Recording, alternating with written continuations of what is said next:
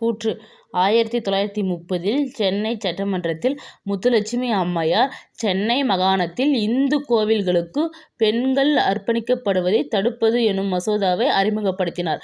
காரணம்: பின்னர் தேவதாசி ஒழிப்புச் சட்டமாக மாறிய இம்மசோதா பொட்டு கட்டும் சடங்கு நடத்துவது சட்டத்திற்கு புறம்பானது என அறிவித்தது. இந்த கொஸ்டின் பார்த்தீங்கன்னா 10th ஹிஸ்ட்ரி புக்கில் பேஜ் நம்பர் 88 இருக்கு பாருங்க. பேராகிராஃபில் 1930 சென்னை சட்டமன்றத்தில் முத்துலட்சுமி அம்மையார் சென்னை மாகாணத்தில் இந்து கோவில்களுக்கு பெண்கள் அர்ப்பணிக்கப்படுவதை தடுப்பது எனும் மசோதாவை அறிமுகப்படுத்தினார். பின்னர் தேவதாசி ஒழிப்புச் சட்டமாக மாறிய இம்மசோதா இந்து கோவில் வளாகங்களிலோ அல்லது வேறு வழிபாட்டு இடங்களிலோ பொட்டு கட்டும் சடங்கு நடத்துவது சட்டத்திற்கு புறம்பானது என அறிவித்தது.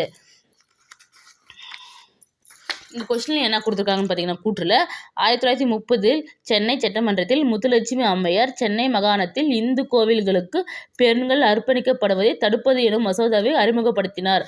அப்போ புக்லேயும் சேம் அதுதான் இருக்குது. காரணம் பார்த்தீங்கன்னா, பின்னர் தேவதாசி ஒழிப்புச் சட்டமாக மாறிய இம்மசோதா பொட்டு கட்டும் சடங்கு நடத்துவது சட்டத்திற்கு புறம்பானது என அறிவித்தது. கூற்றும் காரணம் ரெண்டுமே புக்கில் இருக்கிற மாதிரி இருக்குது. அப்போ கூற்றும் சரி, காரணமும் சரி. கூற்று காரணத்திற்கான சரியான விளக்கம். அப்போ ஆப்ஷன் சி தான் கரெக்டு.